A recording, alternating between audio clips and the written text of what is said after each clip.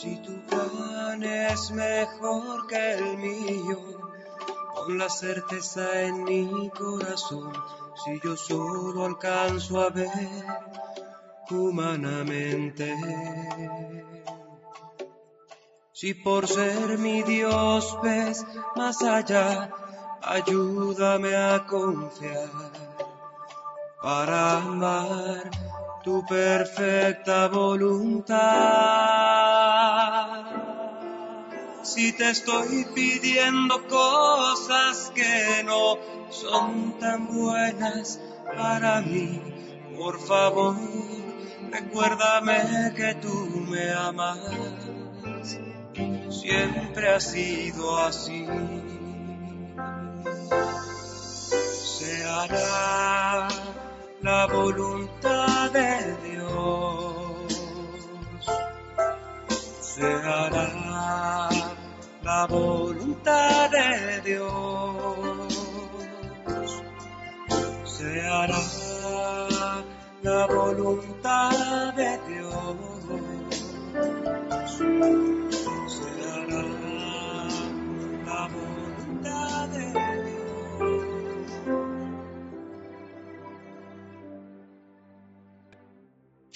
El día de ayer estuvimos tratando de dar una idea general de quiénes somos, de cuál es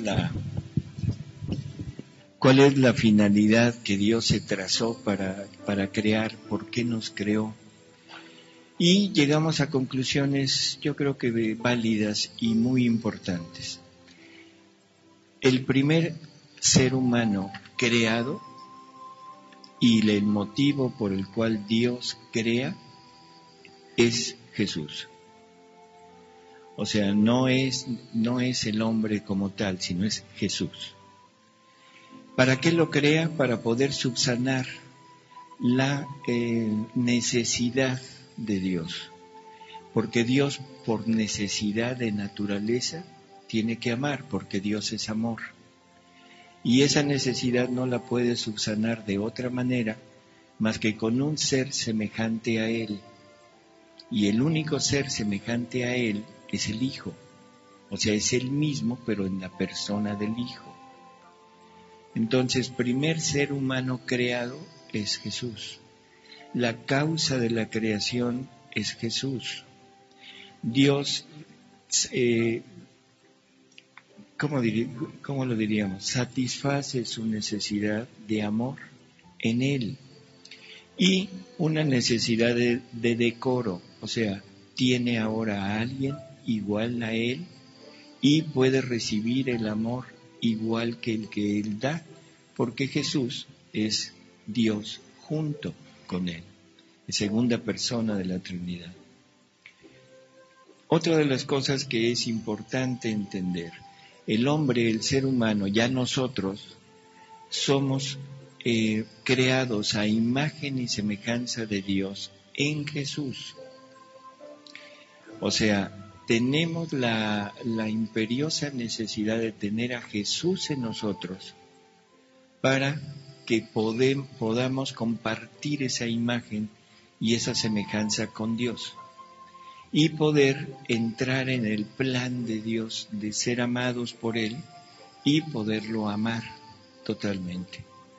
Entonces nosotros necesitamos estar en Jesús. Creo que serían los puntos clave de lo que vimos ayer. Ahora vamos a empezar por la creación del hombre, ya de nosotros.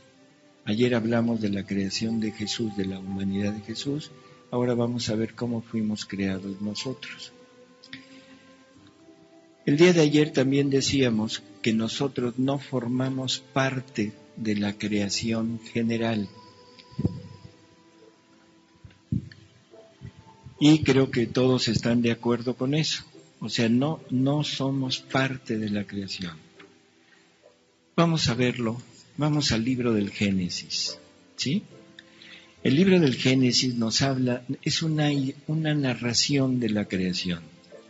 En el primer día, Dios crea el cielo y la tierra, o sea, los elementos. Pero esos elementos, o sea, era un caos. no había orden, no había nada, simplemente era la creación de la materia. Y nos dice el Génesis que el Espíritu de Dios se movía sobre la creación, sobre aquellos, ¿sí? En el segundo día, Dios empieza a poner un orden en todo lo creado. O sea, ese orden empieza a ordenar las cosas, en el cielo lo que le corresponde, en la tierra, en las aguas, en fin, empieza a hacer una ya transformación de aquella materia, de aquel caos, y lo empieza a poner como lo conocemos ahora. En el tercer día separa las aguas de las de arriba del cielo de las de abajo de la tierra. Aquí Jesús nos da una explicación de qué quiere decir eso. O sea, que no era adecuado que toda el agua que Él crea estuviera en algún lugar nada más, que todo estuviera aquí en la tierra, o que todo estuviera en el cielo, y creo que todos sabemos cuál es el agua del cielo, ¿verdad? O sea, las nubes. Tiene que haber un ciclo para que esté continuamente reciclándose este elemento tan vital, que es el agua que está aquí abajo, se evapora, llega a las nubes, ahí se condensa y vuelve otra vez a bajar. Eso es lo que está queriendo decir. Y después empieza y dice, produzca la tierra hierba verde, y que dé simiente y plantas fructíferas que den fruto conforme a su especie, y contengan en sí mismas su simiente sobre la tierra. Palabras muy curiosas. Que dé simiente. ¿Qué es simiente? Semilla. ¿Para qué? Para que el acto creador de Dios no tenga un final, sino se pueda seguir extendiendo. O sea, Dios no va a volver a crear una planta. Ya la creó, pero le puso semilla. Y esa semilla es la reproductora del acto creador de Dios. Y otra cosa que también es curiosa, a la hora de crearlas, es una orden lo que Él da, y dice, produzca.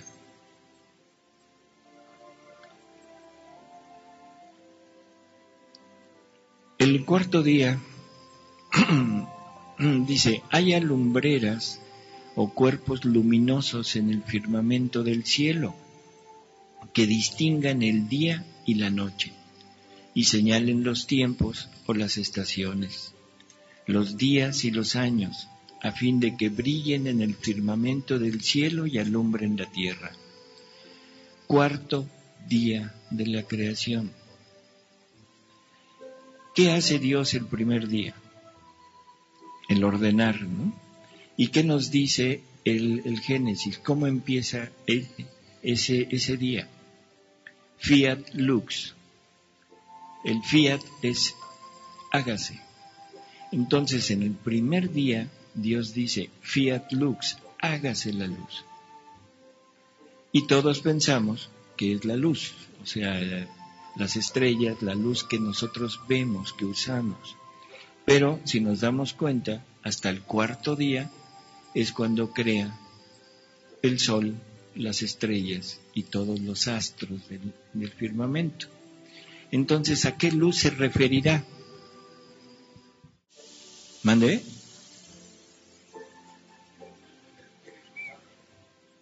Ah, caray. A la creación angélica. A la creación angélica. O sea, porque si se fijan en todo el relato de la creación no aparecen los ángeles como tales. Y los ángeles son creados, hay que recordar eso, son creados. Entonces deberían de haber aparecido, y sí están, pero los pone como luz. ¿De acuerdo? Entonces en el cuarto día es cuando crea los astros del firmamento. En el quinto día dice, produzcan las aguas, reptiles animados que vivan en el agua, y aves que vuelen sobre la tierra. Creó pues Dios los grandes peces y los animales que viven y se mueven, producidos por las aguas según sus especies, y asimismo todo lo volátil según su género. Y vio Dios que lo hecho era bueno, y los bendijo diciendo: creced y multiplicaos y henchid las aguas del mar, y multiplíquense las aves sobre la tierra. Con lo que de la tarde y mañana resultó el día quinto. Según su especie y según su género. Esto hay que recalcarlo. ¿Por qué? Porque en la actualidad la teoría de la evolución nos está haciendo mella en las mentes de todos nosotros. Y estamos casi convencidos de que la evolución existe como tal. Bueno, empezando por la revelación pública, o sea, por la palabra de Dios, nos está poniendo un detente, no va por ahí, según su especie y según su género. Y si volvemos otra vez al principio, dice produzcan, es una orden de Dios. Y cosa curiosa, cuando Dios da la orden, aparece el ser, pero aparece ya vivo. Aparecen las plantas vivas, con simiente. Aparecen los animales vivos, con simiente, según su especie. Entonces, es una orden de Dios la que está produciendo tanto el ser como la vida. Cuando llega al sexto día, entonces dice: produzca la tierra animales vivientes en cada género, ¿sí? Reptiles, bestias silvestres, domésticos, según sus especies. Y fue hecho así. Otra vez, es una orden de Dios que hace que aparezca el ser y aparezca ya vivo. Pero al final de ese mismo día dice: y por fin dijo Dios, hagamos al hombre. Primera cosa total y absolutamente distinta, no es una orden, es Dios mismo que se pone en acción para crear al hombre. No es orden, es acción de Dios. Y segunda cosa interesante, dice hagamos. No es singular, es plural. Aquí nos está ya empezando a decir que son varios. No dice más, simple dice hagamos. Pero es el primer indicio de la Trinidad. O sea, es la Trinidad que se compromete a crear al hombre. Y luego dice: hagamos al hombre a imagen y semejanza nuestra, y domine los peces del mar, a las aves del cielo, y a las bestias, y a toda la tierra, y a todo reptil que se mueve sobre la tierra. ¿Se acuerdan que ayer habíamos dicho que toda la creación fue creada para nosotros? Nosotros somos el punto final de toda la creación, porque todo fue hecho para nosotros. ¿Sí? ¿Se acuerdan de eso que estuvimos hablando? Bueno, pues aquí está la base de eso, ¿no? Dice: creó pues Dios al hombre a imagen suya, a imagen de Dios le creó, los creó varón y hembra. Y cosa curiosa, Dios es trino, ¿y nosotros? Para ser imagen y semejanza de Dios deberíamos de ser trinos, ¿no les parece? Ayer hablábamos de dos naturalezas en el hombre: la naturaleza física, animal que tenemos, y una naturaleza espiritual, que es el alma, el espíritu, con las tres potencias del alma. ¿Y cuál será la tercera? ¿Mande? se oye así medio quedito, la divina. O sea, el hombre es creado a imagen y semejanza de Dios con una naturaleza divina, no que no le corresponde por naturaleza, sino le es dada por don. Y ahorita lo vamos a ir viendo, es simplemente un adelanto. Somos trinos. Entonces, ¿qué otra cosa de particular hay? Ya está el hombre, pero no está vivo. O sea, todavía no está vivo. Es una simple estatua formada por Dios. Recordemos, es una alegoría, no es que Dios tenga manos y se haya puesto a formar una estatua con barro. ¿Cómo apareció? ¿Quién sabe? Eso es cosa de Dios y el día que quiera nos lo va a revelar. Pero es lo que nos indica es que es Dios mismo quien nos forma, pero no está vivo. Dice, para darle vida, ¿qué hizo Dios? ¿Le dio una orden? Le puso, le sopló, lo alentó, ¿sí? Dios saca de sí mismo algo y le pone su aliento, y dice la Biblia, le dio su aliento en las narices. Vamos a leer algo que Jesús nos dice. Dice, le inspiró en el rostro un soplo o espíritu de vida, y quedó hecho el hombre viviente con alma racional. El Señor Dios formó al hombre con el fango de la tierra y le inspiró en la cara el soplo de la vida. No piensen que fue para darle vida, no. Para dar a los animales domésticos o selváticos, cuadrúpedos, reptiles, peces, pájaros, cualquiera que fuera, no tuvo necesidad de insuflar en su cara el soplo vital. Los creó y basta. El soplo de Dios es el alma vida. Es el aliento del Espíritu de Dios que se vuelve espíritu vital en el hombre. Si nos fijamos en esta última frase, es el Espíritu de Dios que se vuelve espíritu vital en el hombre. Lo que le está dando al hombre es su propia vida. ¿Cuál es el Espíritu de Dios? El Espíritu Santo.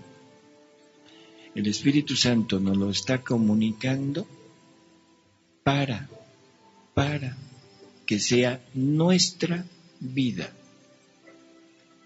No es para darme vida, sino para que se vuelva mi vida.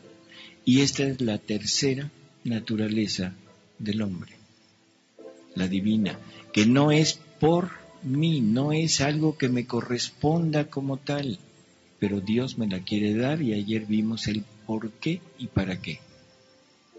¿De acuerdo?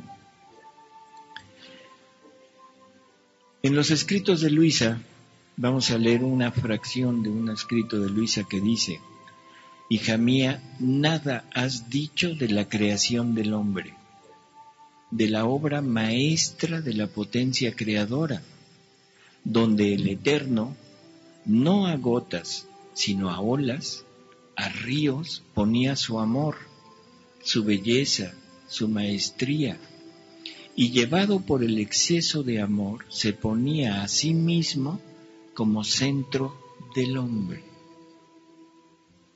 A sí mismo, el Creador. ¿Quién es el Creador? Dios, la Trinidad.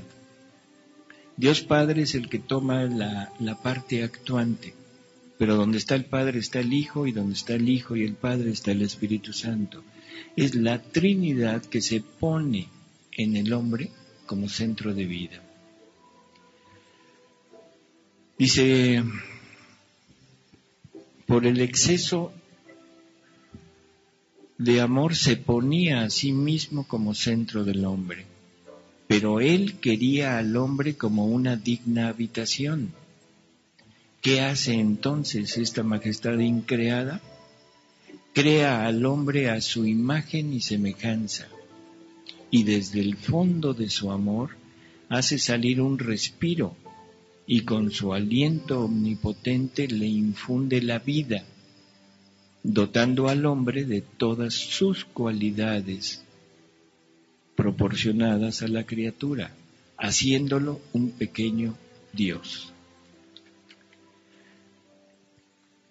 ¿Podría Dios ser nuestra vida si no contara con todo lo que Él posee?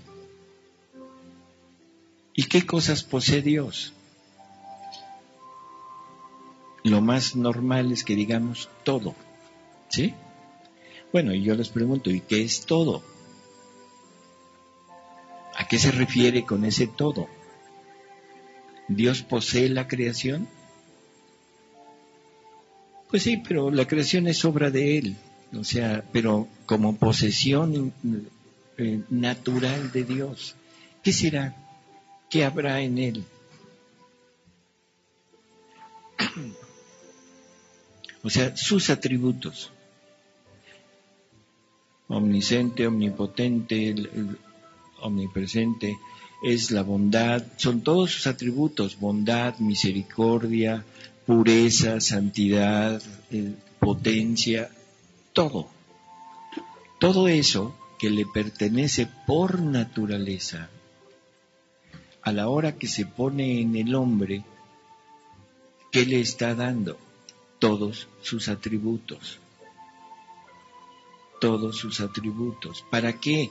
Para que este Dios que está en nosotros, esta divinidad que está en nosotros, se sirva de nosotros para vivir fuera de la Trinidad, lo que ayer hablábamos del Verbo eterno, la necesidad de por qué se tiene que encarnar. Y gracias a esa presencia de la divinidad en el hombre, es que ahora Dios puede subsanar su necesidad de naturaleza, de amor, de seguir amando a un ser igual que Él. Dios nos hizo iguales que Él, a imagen y semejanza.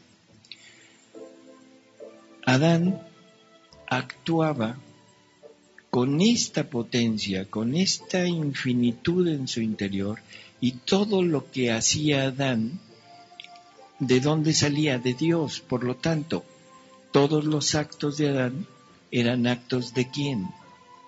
De Dios, eran actos divinos. Los actos de Adán, hechos gracias a la presencia de Dios en su interior, eran actos divinos. Y cada acto de Dios participaba de los atributos de Dios. O sea, ¿qué santidad tendría Adán? La misma de Dios, la santidad divina. ¿Qué pureza tendría Adán? La pureza divina. ¿Qué sabiduría tendría Adán? La sabiduría divina. ¿Qué bondad tendría Adán? La bondad divina. Y así, síganle todo lo que se les ocurra. Porque son los atributos de Dios que ahora están en el hombre porque Dios está en el hombre. Y Dios quiere compartir con el hombre. O sea, no es que Él me use a mí, sino nos usamos mutuamente. O sea, porque Él me usa para poder tener vida fuera de la Trinidad, aquí en este mundo. Pero yo lo uso para tener una santidad igual a la de Él. Ahora formamos unidad. Ahora somos uno con Él. ¿Se acuerdan del Evangelio de San Juan? Padre, yo en ellos, tú en mí, para que ellos sean uno con nosotros, como tú y yo somos uno. Esta es la finalidad de nosotros. Para eso fuimos creados. No fuimos creados para llevar esta vida que llevamos. Esta vida es usurpación que hemos hecho de nuestra verdadera finalidad. Pero vamos a seguir. Entonces, haciendo de él un pequeño Dios. Dice, no fue así al crear al hombre. Bueno, está hablando. Y dice, en verdad, es verdad que su origen es mi fiat, o sea, del hombre, su acción, pero no me bastó, sino que llevado por un exceso de amor, le di el aliento, queriendo infundirle mi misma vida. Lo doté de razón, lo hice libre y lo constituí rey de todo lo creado. Ya habíamos hablado ayer de la libertad. Era necesaria la libertad para poder aceptar y vivir esto, porque Dios es libre. Yo no podía ser forzado a esto. Para eso me fue dada la voluntad humana, para usarla como punto de escoger. ¿Qué escojo? ¿La vida divina que Dios me quiere dar o una vida alejada de Él? Una vida mía, sin Dios. Eso es lo que hemos hecho siempre. Entonces nos constituye reyes de todo lo creado y nos infunde su misma vida.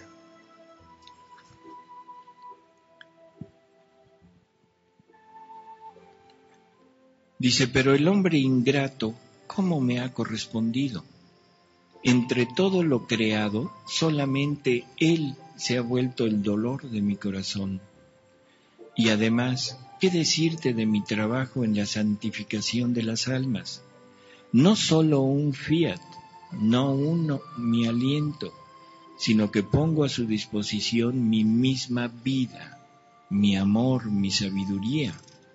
Pero cuántos rechazos, cuántas derrotas recibe mi amor. En otra lectura de Luisa dice, la creación del hombre fue el centro donde nuestra divinidad concentraba todos los bienes que debían surgir en la criatura. Poníamos en ella vida divina y voluntad divina, vida humana y voluntad humana. La vida humana debía servirnos de habitación y las dos voluntades fundidas juntas debían hacer vida en común, con sumo acuerdo. Más bien, la voluntad humana debía tomar de la nuestra para formar sus actos, y la nuestra debía estar en acto continuo de dar de lo suyo, para hacer que la voluntad humana quedase modelada y toda uniformada en la divina voluntad. Si se fijaron, dijo fundidas. ¿Qué quiere decir? ¿Qué estamos queriendo decir nosotros cuando decimos que algo se fundió? Se derritió. ¿Sí? Y si son dos cosas que se funden, se juntan. ¿Qué pasaría si se unen, si se ponen dos materiales diferentes y se funden? ¿Y qué resulta? Una aleación. Y eso sí es que son compatibles. ¿Sí? Entonces, para que realmente sea uno, necesitan ser del mismo material. Vamos a poner oro y vamos a poner fierro. ¿Qué pasaría si yo pongo oro y fierro y los fundo? Se van a ver, probablemente se adhieran, pero se van a ver perfectamente el oro y el fierro porque no se mezclan. Eso es la aleación, vamos a decirlo así. Pero si yo pongo un objeto de oro, un anillo de oro, y pongo un collar de oro, y los fundo, ¿qué resulta? Oro, con una forma diferente, pero oro. ¿Y eso ya se perdió el anillo? No, ahí está dentro. ¿Ya se perdió el collar? No, ahí está dentro, pero están formando un solo objeto. Si volvemos a ver lo que nos dice aquí Jesús, dice,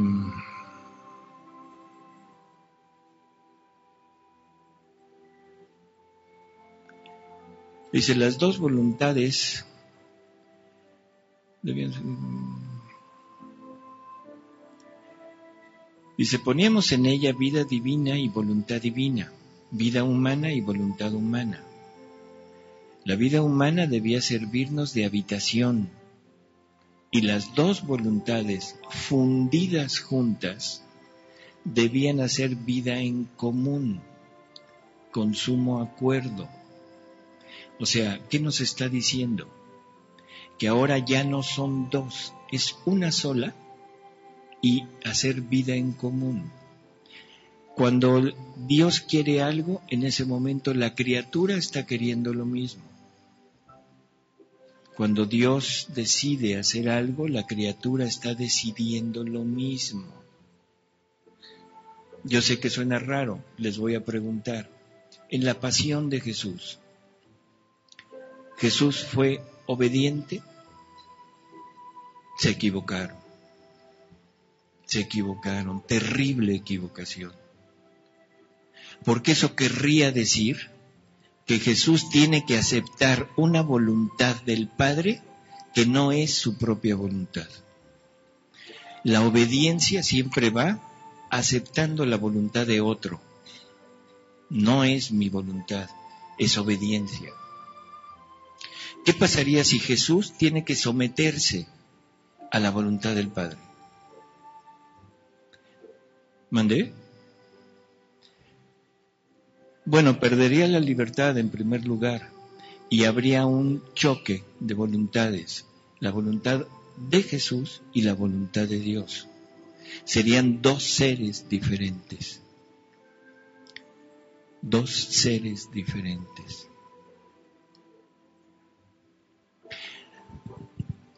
Eso lo vamos a ver en la noche, por eso es que quiero platicar de la pasión, aprovechando esta plática. Digo, esta época.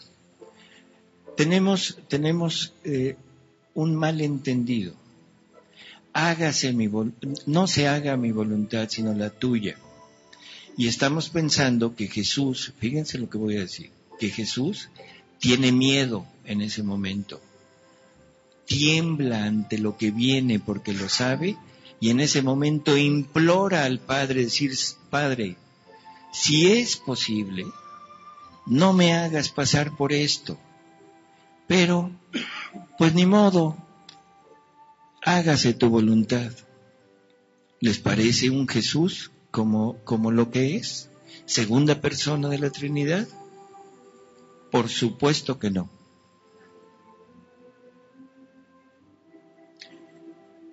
Le voy a contestar algo que no le va a gustar. Con las palabras de San Juan. ¿Le parece? Todo aquel que se pare a Jesús, ese es un anticristo. ¿Qué quiere decir que se pare a Jesús? ¿Que lo veamos como hombre o que lo veamos como Dios? No, es uno. Uno. Punto. No hay, son dos naturalezas en la misma persona. En la misma persona, es uno. Entonces, eso no es que como hombre estaba haciendo eso, teniendo miedo, y como Dios le decía, aguántese. No, no es así. No es un Jesús que está pidiendo misericordia. Jesús quería sufrir. Jesús vino a sufrir.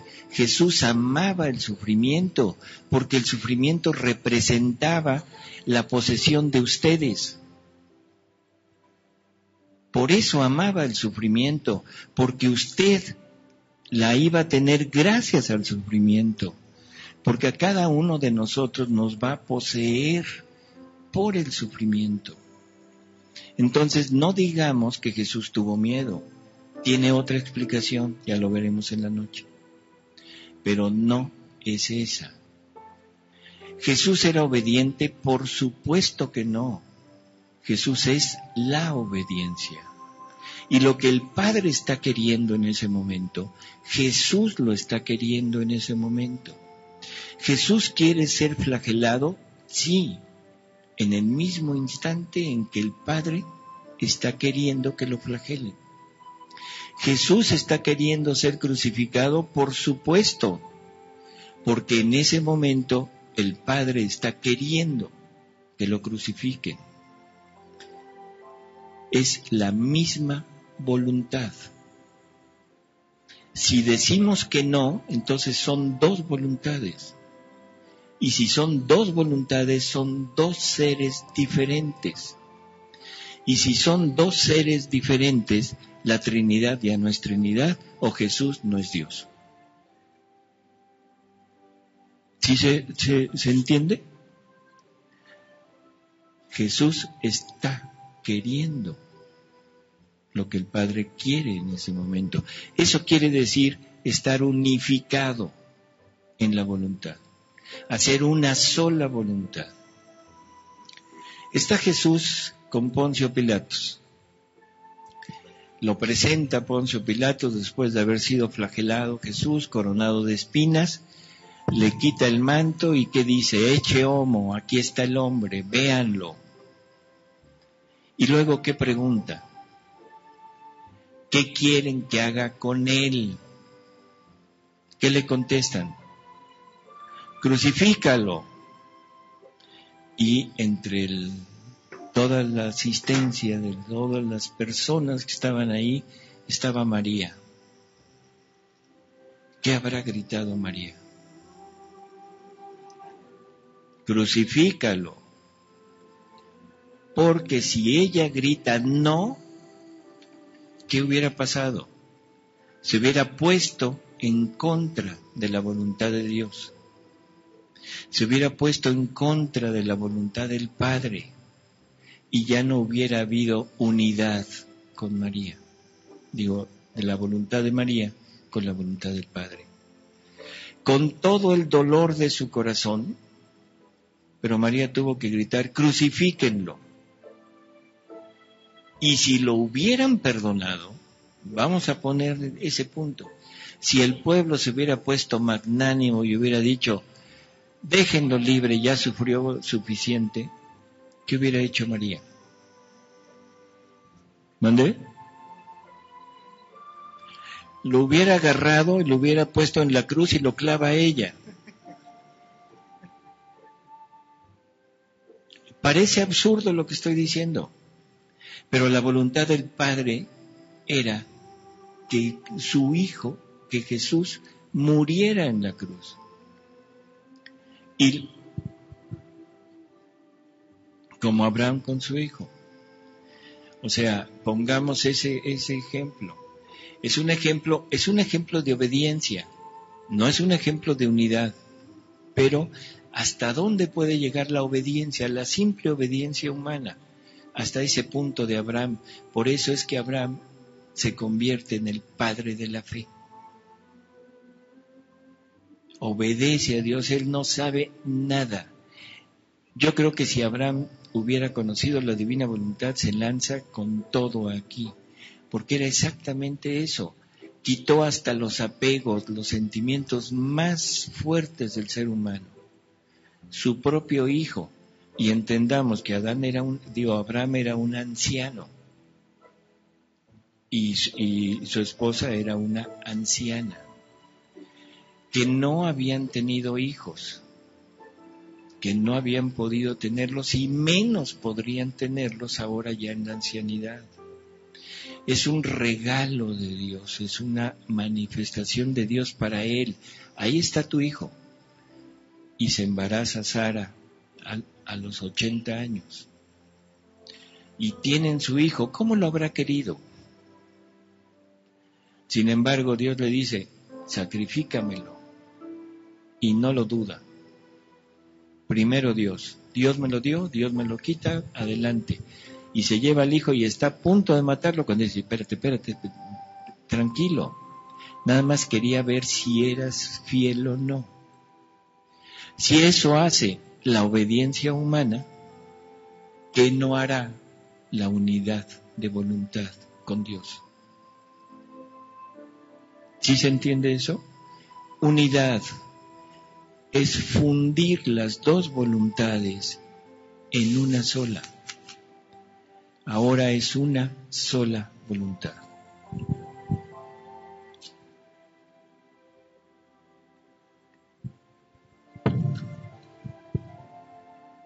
Dice, bueno, entonces quedamos que le dio vida humana, vida divina, voluntad humana y voluntad divina.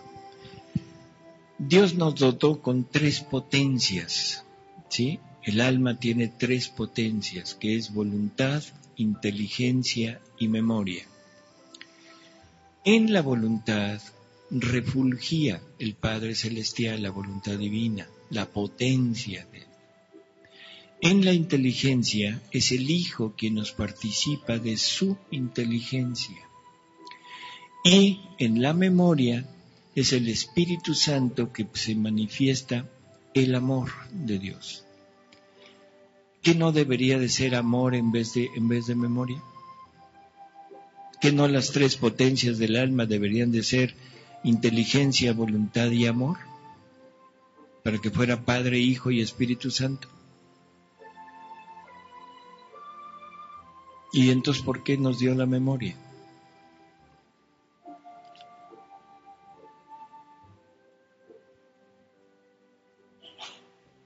Esto no está en el tema, pero es interesante entenderlo. ¿Por qué la memoria? Para recordar, bueno, de dónde venimos, perfecto. Pero ¿cómo podemos llegar a amar si no tenemos memoria?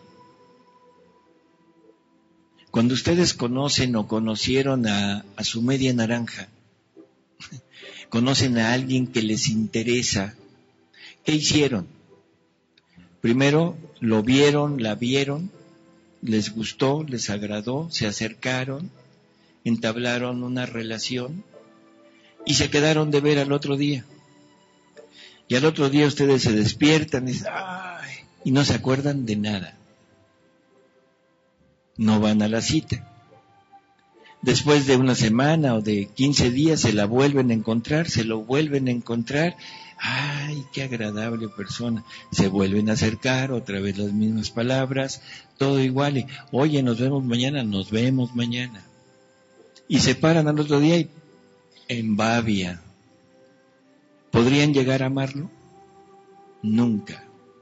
El amor, la memoria es la base, el fundamento del amor. Si no hay memoria, no hay nada.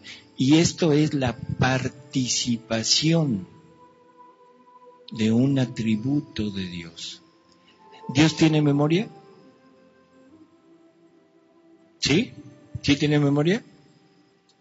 Se equivocaron. ¡Qué cosa tan terrible! Puro tache se ve. Puro tache. Dios no tiene memoria, porque Dios no vive en el tiempo. Dios vive en la eternidad y la eternidad es un eterno presente. No hay pasado ni hay futuro, todo es presente. ¿De acuerdo? Entonces, para Dios no es necesaria la memoria. Para nosotros sí. Y sobre todo para recordar cómo fuimos creados, de quién venimos y poder llegar a amar a Dios al recordar todo lo que ha hecho por nosotros. En ese sentido.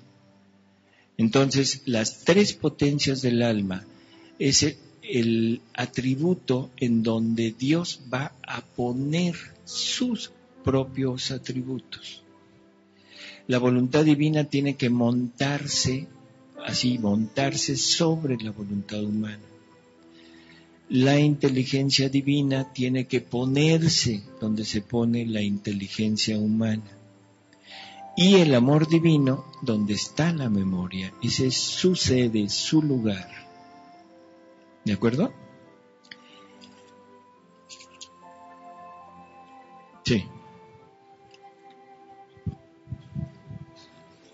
Decía un enfermito de Alzheimer, pues ya perdió a Dios, se mueve en un vacío, perdió todo sentimiento de afecto, cualquier cosa que lo pudiera correlacionar con la misma humanidad y Dios. La pregunta, ¿qué pasa con esas personas que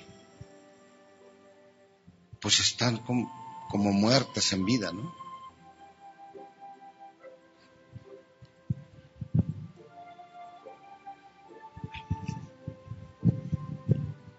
Vamos a hacer un ejemplo tonto, pero un ejemplo que nos va a poder ilustrar. Ya ven que cada día estamos haciendo cosas más inteligentes, teléfonos inteligentes, en fin, todo es inteligente.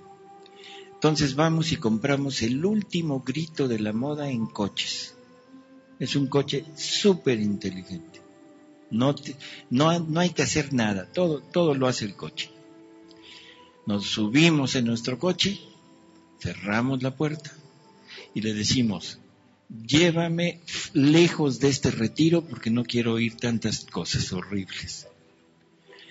Y de repente el coche, en vez de arrancar e irse, ¡pum!, prende las luces.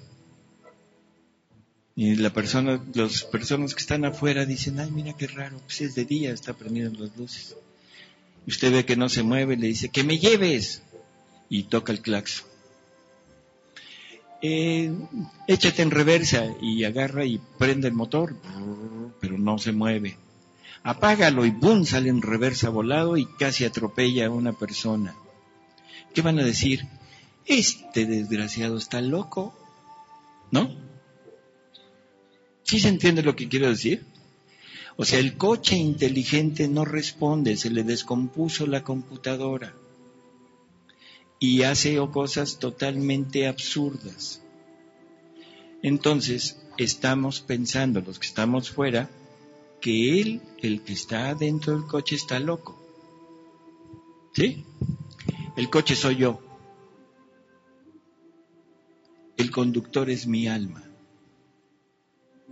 ¿Habrá almas con Alzheimer? ¿Habrá almas paralíticas? ¿Habrá almas con gripa? ¿Con influenza H1N1? ¿No? El alma no se enferma. ¿De acuerdo? Y el alma es el conductor de este coche. Y este coche se enferma. El alma da una orden y yo hago otra cosa. ¿De acuerdo? Y todo el mundo que me ve dice, está loco. Ahora ya no dicen está loco, tiene Alzheimer. ¿Sí? ¿Sí queda? No podemos perder a Dios. El alma es espiritual. No está sujeta a las leyes de la materia. Por lo tanto, no se enferma. No hay deterioro, no hay almas viejas ni almas jóvenes. No hay almas feto, ¿sí? No hay almas bebé, no, es alma, punto. ¿De acuerdo?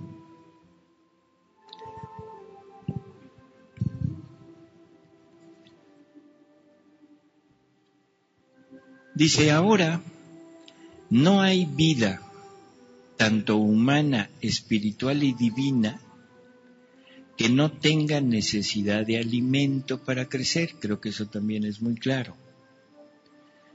Para fortalecerse, embellecerse y felicitarse. Nosotros poníamos nuestra vida divina en el hombre porque era incapaz de recibir toda la plenitud de nuestro ser divino. O sea, Dios se quería dar en totalidad a nosotros, su ser. Pero el ser de Dios es infinito. Entonces no nos cabe. Somos incapaces de poder albergar lo infinito porque somos finitos. Y se pusimos en Él cuanto podía contener de nuestra vida,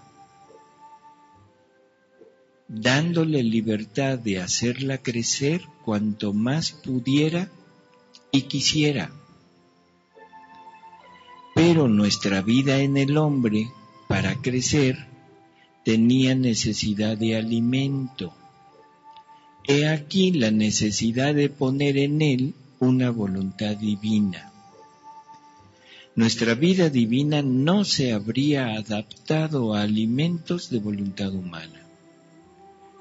¿Qué es lo que nos ha hecho crecer hasta ahora?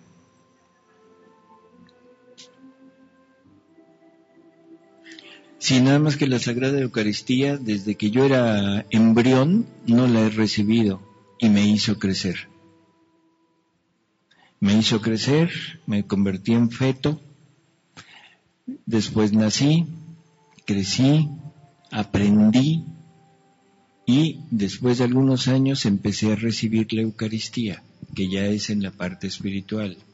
Pero ahorita estoy hablando de la parte material. O sea, ¿qué es lo que nos ha hecho ser ahorita lo que somos? Todos nuestros actos. O sea, cada acto es como un tabique, como una pared, como una casa. Cada acto es un tabique que vamos poniendo.